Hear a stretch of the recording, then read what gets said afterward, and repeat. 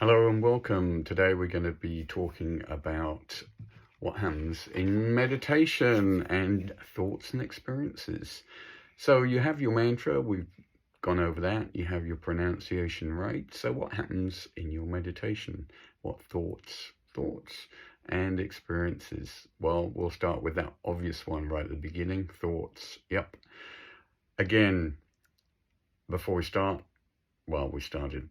But what I would say is there is no such thing as a bad meditation. So please don't ever think that you've had a bad meditation. Your intention was to meditate, and that's what you are doing or have done, which is great. So just be non-judgmental about whether it was how it was. It was just a meditation. It's the doing. So thoughts. Some people say we have up to 80,000 in a day, quite a lot. So presumably if you take half an hour in the morning, half an hour in the afternoon or early evening, you're probably going to bump into a few thoughts in your meditation. So a thought, what is a thought? Our mind going somewhere about something.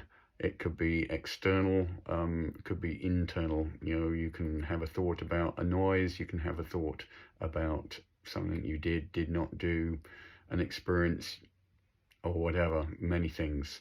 But when you realize you're having that thought and you're not using your mantra, is the time to let that thought go. So like looking up in the sky, you may see a cloud.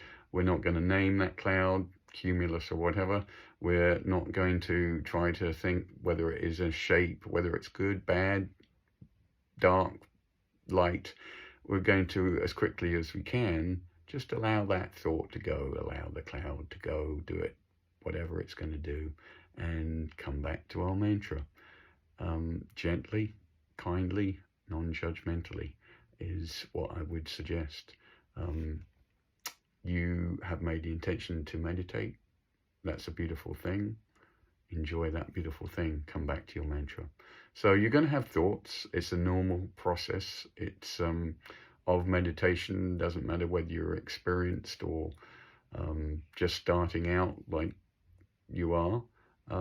There's really no difference because we're all going to have thoughts at some point.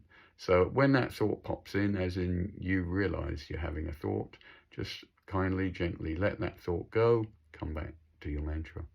So the other thing that might happen is that you might nod off to sleep. Hopefully, if you do go, you catch yourself sort of in that funny halfway point.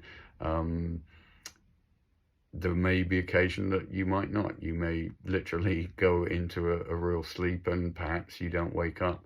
And then when you do wake up, it's perhaps after your half an hour or your meditation. And what we would say there is, instead of just jumping up and, oh my goodness, get back to life, if you do have time, obviously if you've got things that you need to attend to, that needs to happen. But if you do have time and you can, just add 5 minutes, come back to your meditation and finish off your meditation as you normally do towards the end of your meditation. And do it kindly, gently, non-judgmentally. If it's just a matter that you just nodded off and you caught yourself from nodding off, again, the thought, when that thought comes, oh my goodness, I'm sleeping, or I nearly nodded off, or I'm not doing my mantra, whatever the thought is, you just let that thought go, non-judgmentally, kindly, come back to your mantra. So that's another thing that will more than likely happen at some point. We all get tired. If it happens a lot to you, I would say it's a good notification to self to check our sleep habits. Are we sleeping enough? Are we really getting the right amount? Are we doing it in a good way to sleep patterns, as in going to bed as much as we can at the same time and getting up as much as we can at the same time. Obviously for some of us may get work, has to be flexible, but as much as possible. So if you do keep falling asleep in your meditation or nodding off, perhaps look at that. So there's thoughts, there's the possibility of nodding off, falling asleep. Then obviously your mantra, you're doing your mantra. When you're doing your mantra and you really are in your mantra, you really won't realize that's where you are. You're just doing your mantra. At some point, you may feel like your mantra's gone a bit funny. A word might get stretched. The pronunciation may seem a bit skewed, which is all absolutely fine.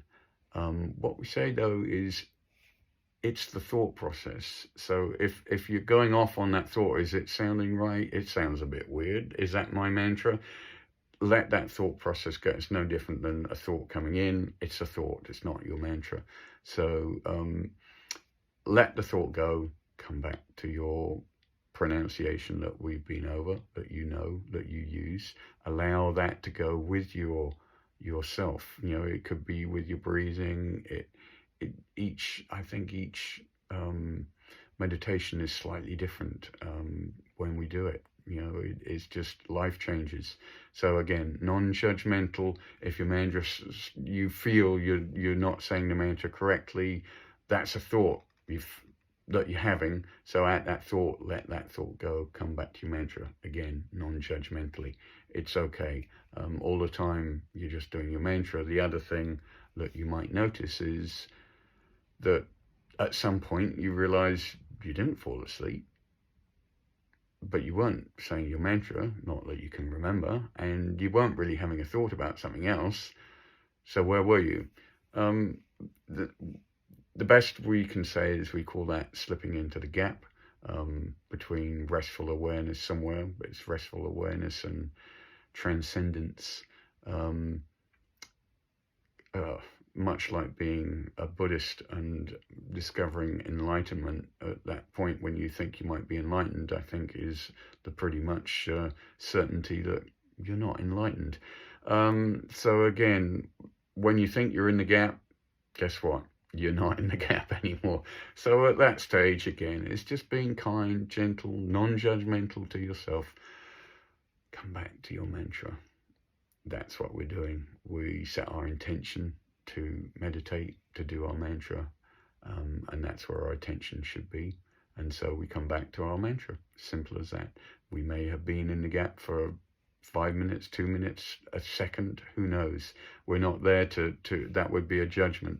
So we're just coming back to our mantra. So we may fall asleep, we may have thoughts, we may be slipping into the gap. The other thing is outside things going on, or even inside, we may get emotional. We may have feelings, we may have twitches, we may have itches, we may hear sounds. And it's really, hearing sound is an acknowledgement of a sound that is the problem, because to hear, you have to acknowledge, you know, when a tree falls in a forest where there is nobody, did it make a sound? So we have to acknowledge that point. And when we do, we're not saying our mantra. So it's just a question of letting go again, non-judgmentally. If we have feelings, we have emotions, they can be sometimes, especially towards the beginning of meditation, they may be quite substantial. They may feel substantial. So again, just be gentle, kind to yourself. Just let those go as best you can. Just gently come back to your mantra, and those things will drift off. But I think that's about all there is that we might pop in to our meditation through what we've learnt. Again, every meditation is going to be different. There is no such thing as a bad meditation. So enjoy the process. Be one with yourself. And until next time, I wish you well, and may you be filled with loving kindness.